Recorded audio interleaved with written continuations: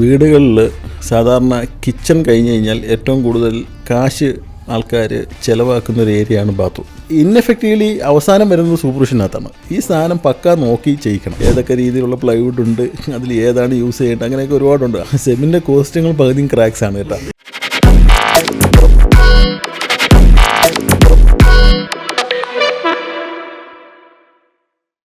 Hi, ഇന്ന് നമ്മോടൊപ്പം ഉള്ളത് കൊല്ലത്തെ ലീഡിംഗ് ആർക്കിടെക്റ്റ് ആസാദ് ജമാൽ സാറാണ്.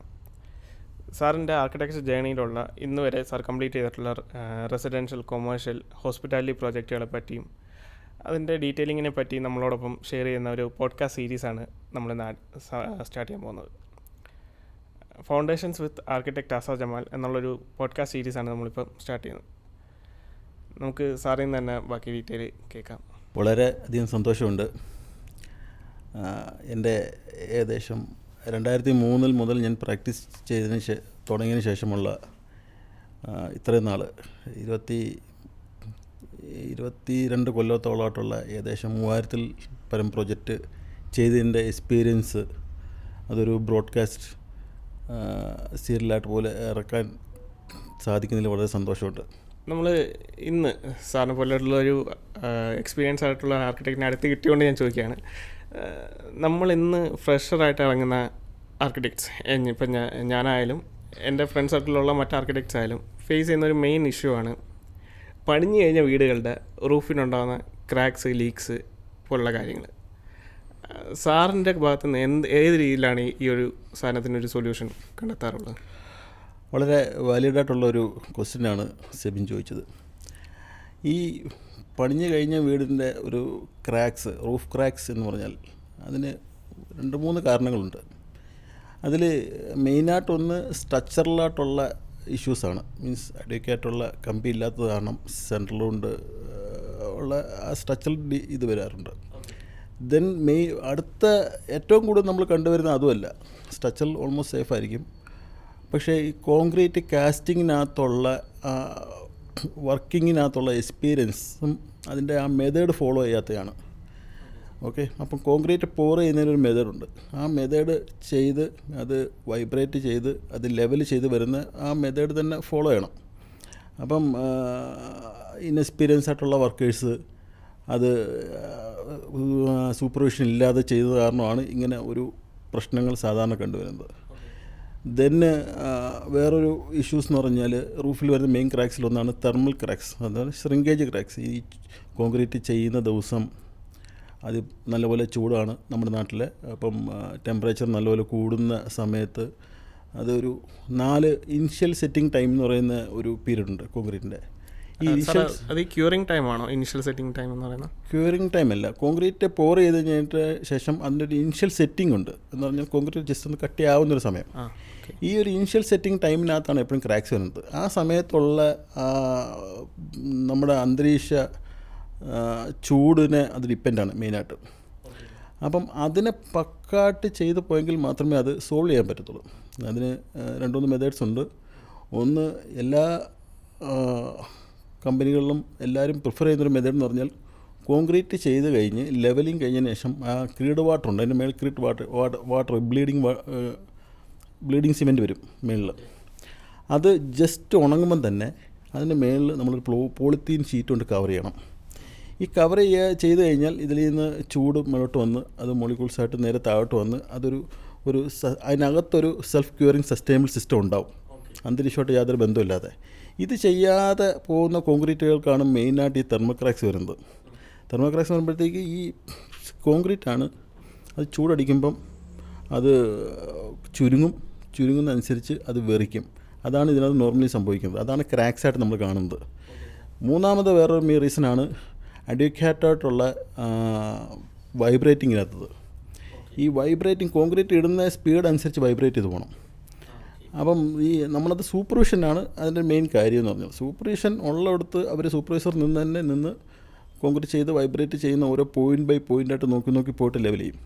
അപ്പം ബേസിക്കലി പറഞ്ഞാൽ ഒരു പ്രോപ്പർ സൂപ്പർവിഷൻ വേണം. അതാണ് ഇതിൻ്റെ ബേസിക് കാര്യം. അതായത് ഈ റീബാറിങ് അതും ഇതുമായിട്ട് എന്തെങ്കിലും ബന്ധമുണ്ടോ സാർ? അതായത് ഓഫ് കോഴ്സ്, കാര്യം കോൺക്രീറ്റ് സ്ലാബിനെ പിടിച്ചു തരുന്ന കമ്പിയാണല്ലോ. കമ്പി ആസ് പെർ ദ ഡിസൈൻ അനുസരിച്ചുള്ള കമ്പി വേണം. അപ്പോൾ അതിനകത്ത് ലാഭം പിടിക്കാൻ പോകുന്നത്. പിന്നെ ഈ പല ആൾക്കാരും ചെയ്യാറ്, ഞാൻ പല സൈറ്റുകളിലും പോയി കാണുമ്പോൾ, പലരുടെയും സൈറ്റുകളിൽ പോയി കാണുമ്പോൾ എക്സ്ട്രാ ബാർ ഇടാതെ ക്രാങ്ക് ചെയ്യും. മീൻസ് 2 വേ സ്ലാബിന് എക്സ്ട്രാ ബാർ ഇടാതെ ക്രാങ്ക് ചെയ്യും. അതൊന്നും ചെയ്യാൻ പാടില്ലാത്ത കാര്യങ്ങളാണ്. ഓക്കെ സാർ, 2 വേ സ്ലാബ് എന്ന് പറഞ്ഞാൽ പ്രോപ്പർ മെത്തേഡ് തന്നെ 2 വേ സ്ലാബ് വേണം. ആൾട്ടർനേറ്റ് ബാർ ബെൻഡ് ചെയ്തിട്ട് അതിന് എക്സ്ട്രാ ബാർ ഇട്ട് തന്നെ പോകണം. പിന്നെ ഇതിനെ ഈ ടൈ ചെയ്യുന്നത്, കമ്പി കെട്ടുന്നതിനകത്ത് വരെ മെത്തേഡ്സ് ഉണ്ട്. ഒരു ബീമിൻ കെട്ടുവാണെങ്കിൽ ക്രിസ് ക്രോസ് 2 കമ്പി വെച്ച് തന്നെ കെട്ടണം. ഓക്കെ, അതൊക്കെ അതിനകത്തുള്ള മെയിൻ കാര്യങ്ങളാണ്. ഇൻഎഫക്റ്റീവ്ലി അവസാനം വരുന്നത് സൂപ്പർവിഷനകത്താണ്. ഈ സാധനം പക്ക നോക്കി ചെയ്യിക്കണം. സാർ, നമ്മുടെ ഞാൻ ഫീൽഡിലേക്ക് ഇറങ്ങിയതിന് ശേഷം ക്ലയൻസ് നമ്മളോട് പറയാറുള്ളൊരു മേജർ റിക്വയർമെൻറ്റാണ് വുഡ് കൊണ്ടുള്ള കാർവിങ്സ്, ഡിസൈൻ എലമെൻറ്റ്സ് ഒക്കെ കൊടുക്കണം, വുഡ് കൊണ്ടുള്ള ഡോസ്, വിൻഡോസ് തന്നെ കൊടുക്കണം എന്ന്. പക്ഷേ കൊടുത്തതിന് ശേഷം 2-3 കൊല്ലം കഴിയുമ്പോൾ വീണ്ടും പരാതി വിളിച്ചു പറയുന്നത് ഈ വുഡ് കൊണ്ട് ചെയ്ത എലമെൻറ്റ്സ് എല്ലാം ചെതല് കയറി നശിക്കുന്നു. സോ ഇതിനെന്തൊരു സൊല്യൂഷനായിട്ട് സാറിന് പറയാൻ പറ്റുക? ചെതലിനെ നമുക്ക് തടയാൻ ഭയങ്കര പാടാണ്. മീൻസ് ഈർപ്പം ഉള്ളിടത്തോളം കാലം ചെതൽ വരും. പിന്നെ നമ്മളതിനെ സ്റ്റോപ്പ് ചെയ്യാനായിട്ടുള്ള കുറച്ച് മെത്തേഡ്സ് ഉണ്ട്. അപ്പം മെത്തേഡ്സ് പക്കായിട്ട് ഫോളോ ചെയ്യണം. അപ്പം നോർമലായിട്ട് നമ്മുടെ നാട്ടിൽ കണ്ടുവരുന്ന ഒരു സിസ്റ്റമാണ് ടെർമേറ്റ് ട്രീറ്റ്മെൻറ്റ്. ഫൗണ്ടേഷൻ ലെവൽ മൂലം ചെയ്തു പോകുന്ന ഒരു ട്രീറ്റ്മെൻറ്റാണ്. പക്ഷേ ഈ ടെർമേറ്റ് ട്രീറ്റ്മെൻറ്റ് ചെയ്താലും ചെതൽ വരും. ഓക്കെ, അതിൻ്റെ കാര്യമെന്ന് പറഞ്ഞു കഴിഞ്ഞാൽ, ഇത് ടോട്ടലി ഒരു 2000 അല്ലെങ്കിൽ 3000 സ്ക്വയർ ഫീറ്റ് ഗ്രൗണ്ട് ഫ്ലോർ ഉള്ള ഒരു വീടാണെങ്കിൽ ആ വീടിൻ്റെ എല്ലാ പോയിൻറ്റും നമുക്കൊരിക്കലും ഈ ടെർമേറ്റ് പ്രൂഫ് ചെയ്യാൻ പറ്റത്തില്ല. അതൊരു വീക്ക് പോയിൻറ്റ് കാണും, എവിടെയെങ്കിലും കാണും. അതുവഴി മേളോട്ട് കയറും. പിന്നെ ഇതിന് എൻ്റെ എക്സ്പീരിയൻസ് വെച്ച് പറയുകയാണെങ്കിൽ, ഈ പ്രോപ്പർ സ്കേർട്ടിങ് ഒട്ടിക്കുന്ന ഭാഗത്ത് ഇത് സാധാരണ വരാറില്ല. സ്കേർട്ടിങ് ഒട്ടിച്ച് അത് സീൽ ചെയ്യുന്ന ഭാഗത്ത് വരാറില്ല. പിന്നെ സെക്കൻഡറി എന്നുള്ളൊരു കാര്യമാണ് ഈ സ്ലാബ്, ഫ്ലോർ സ്ലാബായിട്ട് ചെയ്യുന്ന ഭാഗത്ത് ഇത് വരാറില്ല. കാര്യം ടോട്ടലി അത് അവിടെ സ്റ്റോപ്പ് ചെയ്യുകയാണ്. അപ്പം ഇത് വുഡിനകത്തല്ല, നമ്മൾ ഇൻറ്റീരിയർ ചെയ്യുമ്പോഴാണ് ആൾക്കാർക്ക് ഏറ്റവും കൂടുതൽ വിഷമം വരുന്നത്. ലക്ഷക്കണക്കിന് രൂപ ചിലവാക്കിയിട്ട് ഇൻറ്റീരിയർ ചെയ്യും. ഒരു 2 വർഷം കഴിയുമ്പോഴത്തേക്ക് മൊത്തം കൂടെ ചെതൽ കയറി വീഴും. അവർ നോക്കുമ്പോഴത്തേക്ക് ടെർമേറ്റ് പ്രൂഫ് ആയിട്ടുള്ള പ്ലൈ ആണെന്നൊക്കെ പറഞ്ഞുകൊണ്ട് വാങ്ങിച്ച് വെക്കുന്നതാണ്. അപ്പം ഇതിനകത്ത് അങ്ങോട്ട് പോകുമ്പോഴത്തേക്ക് ഒരുപാട് പറയാനുണ്ട് മെറ്റീരിയൽസിനെ കുറിച്ചൊക്കെ.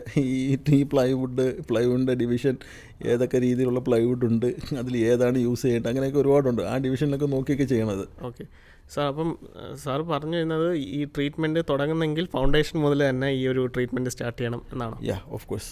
ഫൗണ്ടേഷൻ മുതൽ ചെയ്താലേ ഒരു പരിധി വരെയെങ്കിലും സ്റ്റോപ്പ് ചെയ്യാൻ പറ്റൂ. കാര്യം തീരദേശം, നമ്മുടെ കേരളം എന്ന് പറഞ്ഞാൽ മൊത്തം തീരദേശത്ത് ഇരിക്കുന്നതാണ്. കൂടുതൽ ഡെൻസിറ്റിയുള്ള ഏരിയ മൊത്തം തീരദേശത്താണ്. അപ്പം ആ ഒരു ഏരിയയിൽ എപ്പോഴും ഈർപ്പമയം കാണും. ഈർപ്പമയത്തിൻ്റെയൊക്കെ ഒരുപാട് പ്രശ്നങ്ങളുണ്ട്. സാർ, അപ്പോൾ എനിക്കുള്ള വേറൊരു ഡൗട്ടാണ്. അതായത് ഇപ്പോൾ വന്നു ചെതൽ വന്നു, അങ്ങനെയാണെങ്കിൽ ഇതിനൊരു പ്രിവെൻറ്റ് ചെയ്യാൻ എന്താണ് ഒരു മാർഗം? അതായത് വന്ന ചിതലിനെ കൂടുതൽ വ്യാപിപ്പിക്കാതെ പ്രിവെൻറ്റ് ചെയ്യാനായിട്ട് എന്തെങ്കിലും മാർഗമുണ്ടോ? അത് നമ്മൾ ഈ സ്കേർട്ടിങ് എല്ലാം പ്രോപ്പറാണെന്ന് നോക്കുക എന്ന് പറഞ്ഞാൽ വരാത്ത. സെക്കൻഡറി എന്ന് പറഞ്ഞു കഴിഞ്ഞാൽ ഡ്രില്ല് ചെയ്തിട്ട് കെമിക്കൽ ഇഞ്ചെക്റ്റ് ചെയ്യുന്ന സിസ്റ്റം ഉണ്ട്. അത് യൂസ് ചെയ്യണം ചെതൽ വന്നു കഴിഞ്ഞാൽ. അപ്പോൾ ആ സിസ്റ്റം വരുന്നതോടെ വീണ്ടും ഒരു 70-80% വരെ നമുക്കത് സ്റ്റോപ്പ് ചെയ്യാൻ പറ്റും. പിന്നീടുള്ളൊരു ഡൗട്ടാണ് ഈ ബാത്റൂമിൻ്റെ ഡിസൈനിങ്. അതായത് പല സ്ഥലങ്ങളിലും നമ്മൾ എസ്തെറ്റിക്കലി പ്ലീസിങ് ആയിട്ട്, അല്ലെങ്കിൽ ക്ലയൻറ്റ് റിക്വയർമെൻ്റ് അനുസരിച്ച് നമ്മൾ ഭയങ്കര കോസ്റ്റ്ലി ആയിട്ടുള്ള ടൈലും മറ്റു കാര്യങ്ങളൊക്കെ ഇട്ട് അടിപൊളിയായിട്ട് നമ്മളെ ഡിസൈൻ ചെയ്യും. പക്ഷേ ഡിസൈൻ ചെയ്ത് പിറ്റേന്ന് ഇപ്പം നമ്മളെ അടുത്ത് ക്ലയൻറ്റ് പല റിക്വയർമെൻറ്റ് പറയും. ബാത്ത് ടബ് വേണം, ഹാൻഡ് ഷവർ വേണം, മറ്റു സാധനങ്ങൾ വേണം, അങ്ങനെ പലതും പറയും. പിന്നീട് വിളിച്ച് പറയുന്ന പരാതിയാണ്, നിങ്ങൾ ചെയ്തതിൽ പലതും യൂസ് ചെയ്യാൻ പറ്റുന്നതേ ഇല്ല. പിന്നീട് നിങ്ങൾ ചെയ്തു വെച്ച കാരണം ഇവിടെ പല അപകടങ്ങളുണ്ടാകുന്നു, ബാത്റൂമിൽ തെന്നി വീഴുന്നു, മറ്റ് പ്രശ്നങ്ങളുണ്ടാകുന്നു. അങ്ങനെ പല പരാതികളും ഞാൻ ചെയ്ത വീടുകളിലും വരാറുണ്ട്, ഞാൻ ചെയ്ത ഡിസൈൻസിലും വരുന്നുണ്ട്, എൻ്റെ ഫ്രണ്ട് സർക്കിളിലുള്ള മറ്റ് ആർക്കിടെക്ട്സ് ചെയ്ത വീടുകളിലും വരുന്നുണ്ട്. സോ സാറിൻ്റെ ഭാഗത്തുനിന്ന് സാറിന് എന്താണ് ഇതിനൊരു ഇത് കൊടുക്കാൻ പറ്റുക? നമ്മുടെ വീടുകളിൽ സാധാരണ കിച്ചൺ കഴിഞ്ഞ് കഴിഞ്ഞാൽ ഏറ്റവും കൂടുതൽ കാശ് ആൾക്കാർ ചിലവാക്കുന്നൊരു ഏരിയയാണ് ബാത്റൂം. കാര്യം നമ്മൾ ഭയങ്കര ക്ലീൻനെസ്സിന് ഭയങ്കര ഇമ്പോർട്ടൻസ് കൊടുക്കുന്ന ആൾക്കാരാണ്. അതെ അതെ.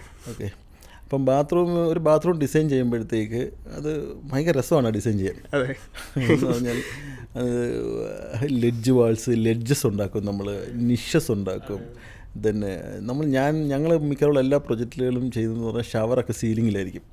അപ്പം തലയ്ക്ക് മേളിൽ തന്നെ വെള്ളം വീഴണം, ആ ഒരു സിസ്റ്റം ചെയ്യുന്നത്. പിന്നെ ഏറ്റവും കൂടുതൽ പ്രശ്നങ്ങളും വരുന്ന ഈ ബാത്റൂം തന്നെ. അതെ, പ്രശ്നമെന്ന് പറഞ്ഞു കഴിഞ്ഞാൽ ഒന്ന് ഈ ബാത്റൂം യൂസ് ചെയ്യുന്ന മെറ്റീരിയൽ ഭയങ്കര ഇമ്പോർട്ടൻ്റ് ആണ്, ഫ്രം സ്റ്റാർട്ടിങ് ടു എൻഡ്. ഇതിനകത്ത് നോർമലി ഒരു ബാത്റൂം ചെയ്യുന്നതിന് കുറേ മെത്തേഡുണ്ട്. ആ സ്ലാബ് കാസ്റ്റ് ചെയ്യുമ്പം തന്നെ നമ്മൾ ഒന്നെങ്കിൽ സങ്കൺ ചെയ്യും, അതല്ലെങ്കിൽ കോർ കട്ടിങ് ചെയ്ത് പൈപ്പ് ഇറക്കും. അങ്ങനെ 2-3 മെത്തേഡുണ്ട്. സപ്പോസ് നമ്മൾ വീടുകളിൽ ചെയ്യുന്ന സങ്കണാണ് ചെയ്യുന്നത്, വീടുകളുടെ കാര്യം പറയുകയാണെങ്കിൽ സങ്കൺ ചെയ്യുമ്പോൾ തന്നെ ആൾക്കാർ, ഞാൻ പലയിടത്തും കണ്ടതാണ്, പല പ്രശ്നങ്ങളുള്ള വീടുകളിൽ ചെല്ലുമ്പോഴെന്ന് അവരെ ഒരു പ്രോപ്പർ വാട്ടർ പ്രൂഫിങ് ഒരിക്കലും കാണത്തില്ല. ഇത് ഏതെങ്കിലും പെയിൻറ്റർമാർ വന്ന് അല്ലെങ്കിൽ ടൈലുകാർ വന്ന് എന്തെങ്കിലും ചെയ്ത് വെച്ചിട്ടാണ് പോകുന്നത്. പക്ഷെ നമ്മൾ ഇത്രയും കൂടുതൽ കോസ്റ്റുള്ള മെറ്റീരിയൽസ് യൂസ് ചെയ്യുന്ന ഒരു ഏരിയയിൽ ചെയ്യേണ്ടത് ഇങ്ങനെയല്ല. കാര്യം ഇതിനകത്തൊരു ഇഷ്യൂ ഉണ്ട്. ഇഷ്യൂ എന്ന് പറഞ്ഞാൽ ഇതിനകത്ത് നമ്മൾ ചെറിയൊരു ലീക്കേജ് വന്നാൽ അല്ലെങ്കിൽ വെള്ളം പിടുത്തം വന്നു കഴിഞ്ഞാൽ ഇത് സോൾവ് ചെയ്യണമെങ്കിൽ ഈ ടൈല് മൂലം ഇളക്കി തുടങ്ങണം. കാര്യം നമ്മുടെ ഇൻവെസ്റ്റ്മെൻറ്റ് നഷ്ടമാണ് അതിനകത്ത്. ഓക്കെ. പിന്നെ ഇതിനകത്ത് ഈ വേറൊരു ആൾക്കാർ ഫേസ് ചെയ്യുന്നൊരു ഇഷ്യൂ ആണ് ഈ ലീക്കേജ്, താഴോട്ടുള്ള ലീക്കേജ്, സൈഡിലോട്ടുള്ള ലീക്കേജ്, ഇങ്ങനെ കുറേ ഇഷ്യൂസ് ഉണ്ട്. അപ്പം ഈ നമ്മൾ സപ്പോസ് കോർ കട്ട് ചെയ്യുന്നു, നമ്മൾ പൈപ്പ് പുറത്തെടുത്ത് കോർ കട്ട് ചെയ്യുന്നു. ഈ കോർ കട്ട് ചെയ്ത് ഇപ്പം സ്ലാബേ കൂടെ എവിടെയെങ്കിലുമൊക്കെ പൈപ്പ് നമ്മൾ താഴോട്ട് ഇറക്കണ്ടല്ലോ. ഇറക്കുന്ന സമയത്ത് തന്നെ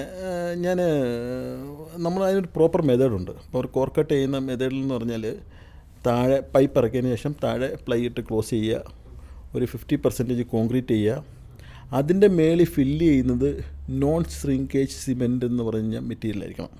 നോൺ ശ്രിങ്കേജ് സിമെൻറ്റ്. അതെ. അതെന്ന് പറഞ്ഞു കഴിഞ്ഞാൽ ഈ എല്ലാ സിമെൻറ്റിനും ഒരു പ്രോപ്പർട്ടി ഉണ്ട്. എല്ലാ സിമെൻറ്റും കട്ടിയാകുമ്പോഴത്തേക്ക് യൂസ് ചെയ്ത് കഴിയുമ്പോഴത്തേക്ക് അത് ശ്രിങ്കാവും. വോളിയം ഒട്ടും കുറയാൻ പാടില്ല. അങ്ങനെയുള്ള സിമെൻറ്റ് യൂസ് ചെയ്യുള്ളൂ. അതെന്ന് പറഞ്ഞാൽ ഇപ്പം നമ്മുടെ ഫോസ്റോക്കിൻ്റെ GP2 ആണ് ഞാൻ റെക്കമെൻഡ് ചെയ്യുന്ന മെറ്റീരിയൽ എപ്പോഴും. അപ്പോൾ GP2 ഇട്ടാണ് ഞങ്ങളെപ്പോഴും ചെയ്യാറുള്ളത്. GP2 ഇട്ട് ചെയ്ത് കഴിഞ്ഞാൽ ഒരിക്കലും ഈ കോർക്കെട്ട് സ്ഥലത്തൂടെ വെള്ളം വരത്തില്ല. ദെൻ ഈ വാട്ടർ പ്രൂഫ് പക്ക വാട്ടർ പ്രൂഫ് തന്നെയാണ്. എന്ന് പറഞ്ഞാൽ അതിൻ്റെ എഡ്ജൊക്കെ പാക്ക് ചെയ്തിട്ടാണ് ചെയ്യേണ്ടത്. അതിനൊരു മെത്തേഡ് തന്നെ ഉണ്ട്. ആ മെത്തേഡ് യൂസ് ചെയ്ത് തന്നെ ചെയ്യണം. അതിനകത്ത് കുറച്ച് കാശ് ചിലവാക്കി തന്നെ ചെയ്യണം. കാര്യം അതെൻ്റെ ബേസാണ്.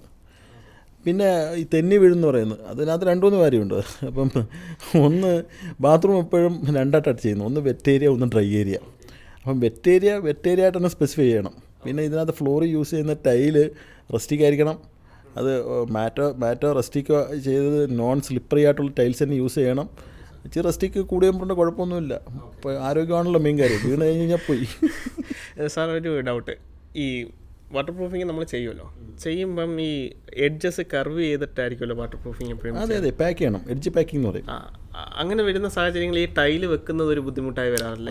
അത് ഒരുപാട് കുറച്ചുകൂടെ താഴത്തെ ലെയറിലായിരിക്കും ടൈല് വെക്കുന്നത്. ഈ ടൈല് വെച്ച് കഴിഞ്ഞാൽ ബാത്റൂമിൽ നിർബന്ധപൂർവ്വം എപ്പോക്സി ചെയ്തിരിക്കണം ടൈലിനകത്ത്.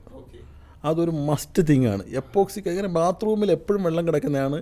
ഈ നമുക്ക് ഹ്യൂമനായിട്ട് കാണാൻ പറ്റാത്ത ഏതെങ്കിലും ഏരിയക്കകത്തൂടെ വെള്ളം താഴോട്ടിറങ്ങും. ഈവൻ എപ്പോക്സി ചെയ്താൽ വരെ വെള്ളം താഴെ ഇറങ്ങും. നമ്മൾ സാധാരണ നോർമലി ചെയ്യുന്ന പറഞ്ഞാൽ ഒരു വാട്ടർ പ്രൂഫ് കാണും, അതിൻ്റെ മേളിൽ ഒരു എപ്പോക്സി കാണും, ഇതിൻ്റെ ഇടയിൽ ഒരു വാട്ടർ ബെൽറ്റ് വരും എപ്പോഴും. ഈ വെള്ളം പോകാൻ വേണ്ടി ഒരു എക്സ്ട്രാ ചെറിയ പൈപ്പ് ഇട്ട് കൊടുക്കും പുറത്തോട്ട്. ഈ രണ്ടിൻ്റെ ഇടയിൽ ഇത്രയൊക്കെ ചെയ്താൽ തന്നെ. ഓക്കെ, ഇത്രയധികം കാര്യങ്ങൾ ശ്രദ്ധിച്ചിട്ടാണ് ഒരു സാർ പറഞ്ഞല്ലോ, റെസിഡൻഷ്യൽ ആണെങ്കിൽ നമ്മൾ ശ്രദ്ധിക്കുന്നത്. അപ്പം കൊമേഴ്ഷ്യലിന് വേറൊരു രീതിയിൽ ട്രീറ്റ് ചെയ്യാറുണ്ടോ? കൊമേഴ്ഷ്യൽ പറയുമ്പോൾ നമ്മൾ ഹോട്ടൽസ് ചെയ്യുമ്പോഴത്തേക്ക് നോർമലി എപ്പോഴും നമ്മൾ ഫോളോ ചെയ്യുന്ന കോർ കട്ടിംഗ് ആണ്. കോർ കട്ടിങ് ഞാൻ നേരത്തെ പറഞ്ഞ മെത്തേഡ് തന്നെ, അതെപ്പോഴും ആ ഒരു പ്രോപ്പർ മെത്തേഡ് തന്നെ. കാര്യം ഈ കോർ കട്ടിങ്ങിൻ്റെ ഒരു വിഷയം എന്ന് പറഞ്ഞാൽ നമ്മുടെ തൊട്ട് താഴെ ഒരുപാട് ഫ്ലോറുള്ള ബിൽഡിങ്ങിലാണ് എപ്പോഴും കോർ കട്ടിങ് നമ്മൾ ചെയ്യാറുള്ളത്. എന്ന് പറഞ്ഞാൽ ഗ്രൗണ്ട് ഫ്ലോർ ഇത് ചെയ്യേണ്ട ആവശ്യമില്ല. ഫസ്റ്റ് ഫ്ലോർ, സെക്കൻഡ് ഫ്ലോർ അങ്ങോട്ട് പോകുമ്പോൾ ഈ ചിലപ്പം തൊട്ട് മേളത്തൊട്ട് ബാത്റൂം എന്ന് പറഞ്ഞാൽ തൊട്ട് താഴെയുള്ളവരുടെ ബാത്റൂമോ ചിലപ്പോൾ റൂമോ എന്തെങ്കിലുമൊക്കെ ആവാം സ്പേസ്. ഒരിക്കലും അവരുടെ വെള്ളം കാരണം താഴെയുള്ളവർക്ക് ബുദ്ധിമുട്ട് വരരുത്. അതുകൊണ്ടാണ് അത് ആ കോർ കട്ടിങ് ചെയ്യുന്നതൊരു പ്രോപ്പർ സിസ്റ്റം ആയിരിക്കണം. ആ പൈപ്പ് എപ്പോഴും ത്രെഡ് വെച്ച് ഹാങ് ചെയ്തിരിക്കണം. പ്രോപ്പർ സപ്പോർട്ട് കൊടുക്കണം പൈപ്പിന് എപ്പോഴും. ഇതിന് ഓരോന്നിനും സ്പെസിഫിക്കേഷൻ ഉണ്ട്. ഇപ്പോൾ കൊമേഴ്ഷ്യൽ ബാത്റൂമുകൾക്ക് ഒരു രീതി, റെസിഡൻഷ്യലുകൾക്ക് ഒരു രീതി, ഹോസ്പിറ്റലുകൾക്ക് ഒരു രീതി, അങ്ങനെ ബാത്റൂംസിൽ തന്നെ സ്പെസിഫിക്കേഷൻസോ അങ്ങനെ എന്തെങ്കിലും? ഇതിനകത്ത് ഈ ബാത്റൂം ആൾക്കാർ ശ്രദ്ധിച്ച് ചെയ്യാറുള്ളത്, ഇപ്പം ഹോട്ടൽ, ഹോസ്പിറ്റൽ, റെസിഡൻസ്, ഇതിനകത്ത് ബാത്റൂം ശരിക്കും ശ്രദ്ധിച്ച് ചെയ്യും. വൈ? ബിക്കോസ് ഇതിനകത്ത് എപ്പോഴും ബാത്റൂം യൂസ് ചെയ്തുകൊണ്ടിരിക്കുക.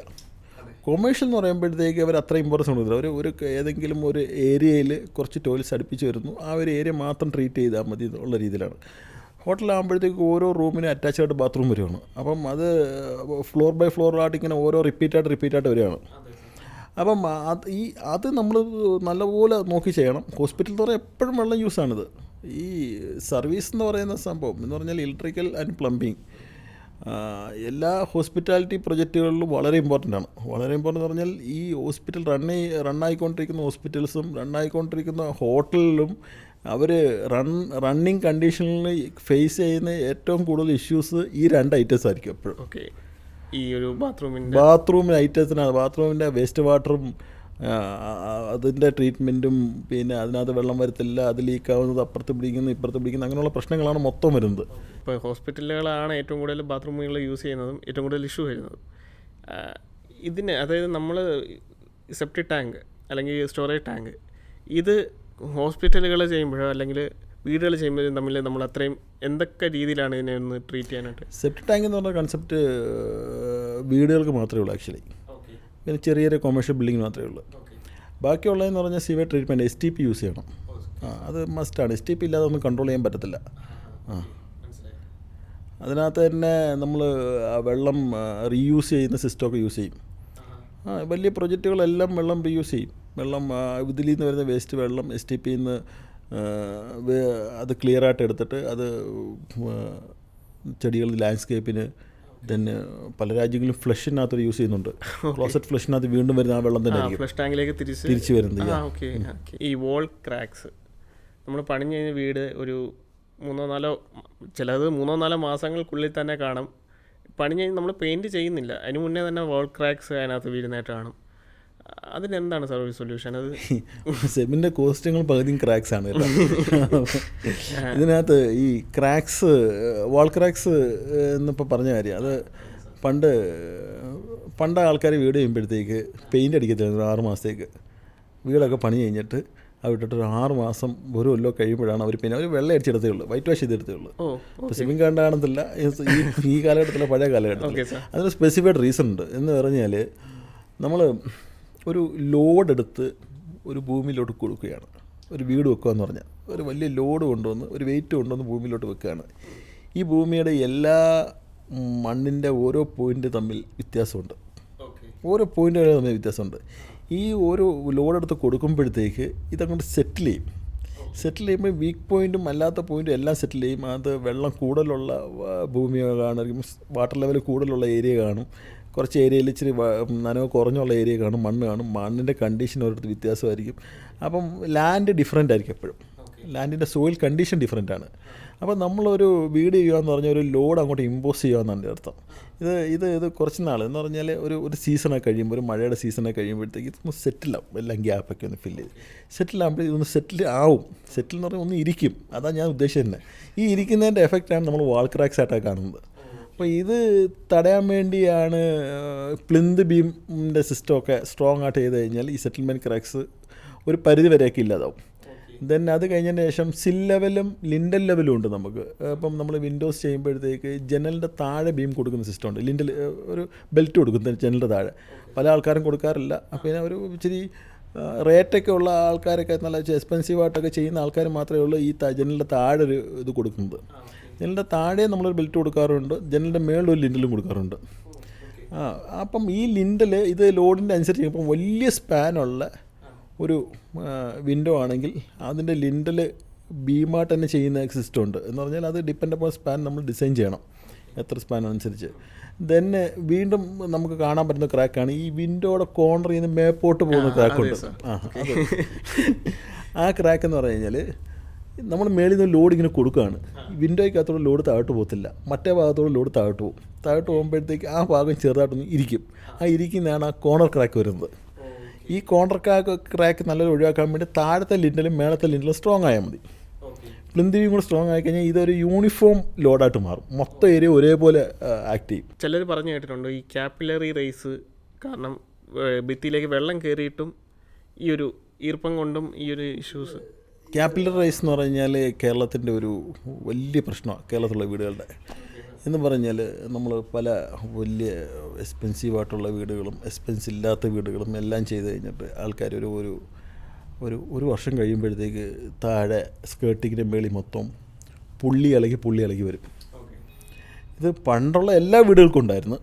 ഇപ്പം കുറച്ച് കുറവുണ്ട്. അതിനെന്ന് പറഞ്ഞാൽ അവരുടെ പ്രോപ്പറായിട്ടൊരു മെത്തേഡൊക്കെ അതിനകത്ത് ഫോളോ ചെയ്യുന്നതുകൊണ്ടാണ് കുറവുള്ളത്. അപ്പം ഈ ക്യാപിറ്റൽ റൈസ് എന്താണെന്ന് ആദ്യം അത് മനസ്സിലാവണം. അതിന് എന്താ സംഭവം എന്ന്. നമ്മുടെ ഗ്രൗണ്ടിൻ്റെ വാട്ടർ ലെവൽ കൂടും. എപ്പോഴും വാട്ടർ ലെവൽ കൂടുമ്പോഴത്തേക്ക് ഇത് ഏതെങ്കിലും വീക്ക് പോയിൻറ്റിൽ കൂടെ നമ്മൾ കട്ടയെ പിടിച്ച് കഴിഞ്ഞാൽ ഈ കട്ട നമ്മൾ ഒരു പാത്രത്തിൽ വെള്ളം എടുത്തൊരു കട്ട എടുത്ത് താഴെ വെച്ച് കഴിഞ്ഞാൽ ആ പാത്രം ഫുൾ വെള്ളം കട്ട വലിച്ചെടുക്കും. മേളിൽ വരെ പോയിക്കൊണ്ടിരിക്കും ഓട്ടോമാറ്റിക്കായിട്ട്. ഇതേപോലെ തന്നെ ഈ ഭിത്തിയുടെ താഴെ നിന്ന് മേളിൽ വരെ പോകും. അതാണ് ക്യാപിറ്റൽ റൈസ് എന്ന് പറഞ്ഞത്. ക്യാപിറ്റൽ റൈസ് ആ വെള്ളം അബ്സോർവ് അങ്ങ് പോയിക്കൊണ്ടിരിക്കും. അപ്പം ഇത് തടയണമെങ്കിൽ ഇച്ചിരി ബുദ്ധിമുട്ടുള്ള കാര്യമാണ്. ചില നമ്മുടെ ബെൽറ്റൊക്കെ ചെയ്യുന്ന ഇത് തടയാൻ വേണ്ടിയായിരുന്നു പണ്ട്. പക്ഷേ ഈ ബെൽറ്റിനകത്തൊന്നും നിൽക്കത്തില്ല. കാര്യം അതിൻ്റെ ഇടയ്ക്കുള്ള അടുത്ത വീക്ക് പോയിൻ്റ്. കാര്യം ഇപ്പം ഒരു പ്രശ്നം എന്ന് പറഞ്ഞു കഴിഞ്ഞാൽ കേരളത്തിൽ തന്നെ ഒരു വർഷത്തിൽ 8-9 മാസമൊക്കെ മഴയാണ്. ഈ 9 മാസം മഴയെന്ന് പറയുമ്പോഴത്തേക്ക് ഈ 8-9 മാസം തന്നെ ഇത് ഗ്രൗണ്ട് ലെവൽ എന്ന് പറഞ്ഞാൽ ഏകദേശം 1 മീറ്റർ താഴേക്കും തന്നെ വെള്ളമായിരിക്കും. നിങ്ങൾ പല ഏരിയകളിൽ പോയി നോക്കിയാൽ തന്നെ ഇപ്പം തീരദേശമൊക്കെ പറയണ്ട, കുഴിക്കുമ്പോൾ എപ്പോഴും വെള്ളമാണ്. ഫൗണ്ടേഷൻ ചെയ്യാനൊക്കെ പല സൈറ്റിലും ഭയങ്കര ബുദ്ധിമുട്ടാണ്. അപ്പം ഇത് കാരണം അപ്പം ഈ വെള്ളം ആകുമ്പോഴത്തേക്ക് ഇത് എന്തോ ആയാലും പിടിക്കും മേപ്പോട്ട്. ഇതിന് ക്യാപിറ്റൽ റൈസ് വന്നിട്ട് തടയാൻ ഭയങ്കര പാടാണ്. വരാതെ തടയാൻ ഒരു മെത്തേഡുണ്ട്. ഫ്ലോർ അങ്ങ് സ്ലാബാക്കുക. ഒറ്റ മെത്തേഡേ ഉള്ളൂ. ഫ്ലോർ നമ്മൾ PCCക്ക് പകരം ഞങ്ങളൊരു മെത്തേഡ് ഫോളോ ചെയ്യുന്നുണ്ട്. എന്ന് പറഞ്ഞാൽ PCCയും ബെൽറ്റും മാത്രം ഫോളോ ചെയ്യുന്നൊരു മെത്തേഡാണോ അതോ? അല്ല, അത് നമ്മൾ 9 ആർക്കിടെക്ട്സ് മാത്രം ഫോളോ ചെയ്യുന്ന മെത്തേഡാണെന്ന് വേണമെങ്കിൽ പറയാം. വൈ ബിക്കോസ് എന്ന് പറഞ്ഞാൽ നമ്മൾ ഈ ഒരു പ്രശ്നം എങ്ങനെ സോൾവ് ചെയ്യാമെന്ന് പറഞ്ഞുകൊണ്ട് നമ്മൾ പലയിടത്തും എക്സ്പീരിയൻസ് ചെയ്ത് ഇങ്ങനെ ചെയ്തിട്ടുള്ള ഇച്ചിരി എക്സ്പെൻസ് കൂടുതലല്ല ഇങ്ങനെ ചെയ്തിട്ടുള്ള ഏരിയകളിലൊക്കെ ക്യാപിറ്റൽ റൈസ് പിന്നെ വന്ന് കണ്ടിട്ടില്ല. ഓക്കെ. കാര്യം അതൊരു ഒറ്റ യൂണിറ്റായിട്ടൊരു ഫ്ലോർ യൂണിറ്റായിട്ടാണ് കിടക്കും. അതിനകത്തോടെ വെള്ളം മേലോട്ട് പിടിക്കില്ല. ഇത് എന്ത് മെറ്റീരിയൽ ഇട്ട് അത് ജിപ്സം? അല്ലല്ല, അത് പ്രോപ്പർ കോൺക്രീറ്റ്. നമ്മൾ താഴത്തെ PCC ഉണ്ട്. PCC സ്പ്ലിറ്റ് ചെയ്യും. 1.5 ഇഞ്ചിൻ്റെ ഒരു ലെയർ ഇട്ട് വെച്ചതിന് ശേഷം 3/4 ഇഞ്ചിൻ്റെ ബീമിൻ്റെ ടോപ്പ് സൈഡ് ഒരുമിച്ചിട്ട് വരും. അങ്ങനെ ഒരു സിസ്റ്റം നമ്മൾ ചെയ്യുന്നുണ്ട്. പിന്നെ അങ്ങനെ ഒരു സിസ്റ്റം ഉണ്ട്. രണ്ടാമത്തേന്ന് പറയുമ്പോഴത്തേക്ക് ബീം എല്ലാം പ്ലിന്ത് ബീം എല്ലാം ഇട്ട് കഴിഞ്ഞതിന് ശേഷം ഈ നമ്മുടെ നടുക്കും മണ്ണൊക്കെ ഇട്ട് ഉറപ്പിച്ച് എല്ലാം സെറ്റ് ചെയ്തതിന് ശേഷം ഫുള്ള് പ്ലാസ്റ്റിക് കവർ വെച്ച് കവർ ചെയ്തിട്ട് മേളി ജസ്റ്റ് ഒരു സ്റ്റീലിൻ്റെ ഡിസ്ട്രിബ്യൂഷൻ ഒരു ഇച്ചിരി അകലത്തേക്ക് കൊടുക്കും. 25 സെൻറ്റിമീറ്റർ 30 സെൻറ്റിമീറ്റർ. അല്ലല്ല, ഈ സ്ലാബ് ചെയ്യാനുള്ള മെത്തേഡാണ് പറഞ്ഞത്. ഡിസ്ട്രിബ്യൂഷൻ കൊടുത്തിട്ട് ഒരു 2.5 ഇഞ്ച് കനത്തിൽ ടോട്ടലി ഒരു കോൺക്രീറ്റ് താഴെ കോൺക്രീറ്റ് ചെയ്തപ്പോൾ ഇത് ടോട്ടലി സീൽഡായി. പിന്നെ ഇതിനകത്തോടെ ഒന്നും കയറി വരുന്നില്ല. മനസ്സിലായി സാർ. സാർ, ഈ ഡാം പ്രൂഫ് കോട്ടിങ് കൊടുക്കുന്നതും ഡാം പ്രൂഫ് അല്ല, ഇതിനു വേണ്ടി ചെയ്യുന്നതാണ്. പക്ഷേ ഇതൊക്കെ ഫെയിലാവും. ഓക്കെ. ഡാം പ്രൂഫ് കൊടുത്തിട്ടുള്ള വീടാണ്, ഞങ്ങൾ അങ്ങനെ ചെയ്തിട്ടുള്ള വീടായിരുന്നു, ഞങ്ങൾ ഇങ്ങനെ ചെയ്തിട്ടുള്ള, ഞങ്ങൾക്ക് ഒരുപാട് കോളുകളുണ്ട്. അപ്പം അത് കാലാവസ്ഥ നമ്മുടെ ഭൂമിയുടെ കണ്ടീഷൻ നമുക്കൊരു പ്രിഡിക്റ്റ് ചെയ്യാൻ പറ്റത്തില്ല. ഓക്കെ. സോ അപ്പോൾ കേരളത്തിൽ വീട് വെക്കുന്നതിൽ ഡാം പ്രൂഫിനെക്കാട്ടിയും സേഫർ ആയിട്ടുള്ള മെത്തേഡ് ഇതാണ്. Of course. ഞാൻ ചെയ്തിട്ടുള്ളതിൽ സക്സസ്ഫുള്ളായിട്ട് ചെയ്തിട്ടുള്ള ഈ ഒരു മെത്തേഡിലാണ്. പിന്നീട് നമ്മളെ അപ്രോച്ച് ചെയ്യുന്ന ക്ലയൻറ്റുകളുടെ ഒരു മേജർ റിക്വയർമെൻ്റ് ആണ് നമുക്ക് വാസ്തു അനുസരിച്ച് തന്നെ ഞങ്ങളുടെ വീട് പണിയണം. വാസ്തു അനുസരിച്ച് കന്നിമൂലയിൽ ഇന്ന സാധനം വേണം, ബെഡ്റൂം ഇന്ന സ്ഥലത്ത് തന്നെ വേണം. വാസ്തു നിങ്ങൾ പ്ലാനൊക്കെ തന്നോളൂ, പക്ഷേ ഞങ്ങൾ വാസ്തു കൺസൾട്ടൻറ്റിനെ കാണിച്ച് ഇത് കറക്റ്റ് ചെയ്തതിന് ശേഷം മാത്രമേ ഇത് വെക്കൂ. അപ്പോഴേക്കും മിക്കപ്പോഴും സംഭവിക്കുന്നത് ഞങ്ങൾ കൊടുക്കുന്നൊരു പ്ലാൻ തിരിച്ച് വാസ്തു കറക്ഷൻ ചെയ്ത് വരുന്നത് വേറൊരു പ്ലാൻ. നമ്മൾ ഫോഴ്സ്ഫുള്ളി ഇത് ചെയ്ത് കൊടുക്കേണ്ട ഒരു സിറ്റുവേഷൻ വരാറുണ്ട്. സോ അതിന് എങ്ങനെയാണ് സാർ, എന്താണ് സാറിൻ്റെ ഒരു ഒപ്പീനിയൻ വാസ്തുവിനെ പറ്റിയിട്ട്? വാസ്തു ആക്ച്വലി കുറച്ച് സയൻറ്റിഫിക്കൊക്കെ ഉണ്ട് അതിനകത്ത്. കുറച്ച് സയൻറ്റിഫിക്. ഇപ്പം വാസ്തുവിൻ്റെ റൂൾസ് വന്നിരിക്കുന്നത് തന്നെ വാസ്തുപുരുഷശാസ്ത്രയുടെ ആ ബേസ് തന്നെ നമ്മുടെ അതന്നെ വിൻഡ് ഡയറക്ഷനും. സാർ 1 മിനിറ്റ്, എന്താണ് ഈ വാസ്തു പുരുഷൻ? നമ്മൾ കുറേ കേട്ടിട്ടുള്ളൊരു വേർഡാണ് വാസ്തുപുരുഷ, അല്ലെങ്കിൽ വാസ്തു പുരുഷൻ ഇരിക്കുന്ന കോൺ അല്ലെങ്കിൽ ഈശാന കോൺ. അതൊക്കെ ഒന്ന് എക്സ്പ്ലെയിൻ ചെയ്ത് തരാം സാർ. നമ്മൾ 3-4 കോണ് നമ്മളത് വരുന്നുണ്ട്. ഒന്ന് അഗ്നികോണ്, വായുകോണ്, ജലകോണ്, പിന്നെ കന്നിമൂല, ഇങ്ങനെയുള്ളതുണ്ട്. അപ്പം ഇതൊക്കെ ഓരോ പ്രശസ്തമായിട്ടാണ് ഓരോന്നിനെ കാണുന്നത്. ഓക്കെ. അപ്പം ഇത് കോണ് മാത്രമേ ഉള്ളൂ. വാസ്തു നോക്കുമെങ്കിൽ പിന്നെ ചുറ്റോളം നോക്കും. ചുറ്റോളത്തിനകത്ത് ഉത്തമ ചുറ്റോളമുണ്ട്, മധ്യമമുണ്ട്, അധമമുണ്ട്, അപ്പം അതെല്ലാം ഇത്ര കോലിനകത്ത്, ഒരു കോലെന്ന് പറഞ്ഞാൽ 72 സെൻറ്റിമീറ്ററാണ് ഒരു കോലായിട്ട് നമ്മൾ കണക്ക് കൂട്ടുന്നത്. അപ്പം അതിന് ഈ കൈക്കണക്ക് പട്ടിക എന്ന് പറയുന്ന ഒരു പട്ടികയുണ്ട്, അത് കുറച്ചും കൂടെ പുറകോട്ട് വേണം. അപ്പോൾ കൈക്കണക്ക് പട്ടിക എടുത്തിട്ട് അതിൻ്റെ കോൽക്കണക്ക് എടുത്തിട്ട് അത് നിങ്ങൾ നാൾ വെച്ച് നോക്കിയിട്ട് ആ നാളിനത് ഉത്തമമാണോ എന്ന് നോക്കിയിട്ടാണ് സാധാരണ ചുറ്റളവ് നല്ല വാസ്തുക്കാർ ചെയ്യുന്നത്. അപ്പോൾ അതൊക്കെ ഒരു വിശ്വാസമാണ്. അപ്പോൾ അത് ചെയ്യുമ്പോഴത്തേക്ക് നമുക്ക് സ്വന്തമായിട്ടൊരു പോസിറ്റീവ് എനർജി കിട്ടും. അതാണ് ബേസിക് കാര്യം. അപ്പോൾ നമ്മൾ ചെയ്യുന്നതെല്ലാം പക്കാണ്, നമുക്ക് പ്രശ്നങ്ങളൊന്നും ഉണ്ടാകത്തില്ല. ആ സെൽഫ് കോൺഫിഡൻസ് ഭയങ്കരമായിട്ട് ഉയരും. തന്നെ ഇതിൻ്റെ ഓരോ കോണ് വെച്ച് നോക്കുവാണെങ്കിൽ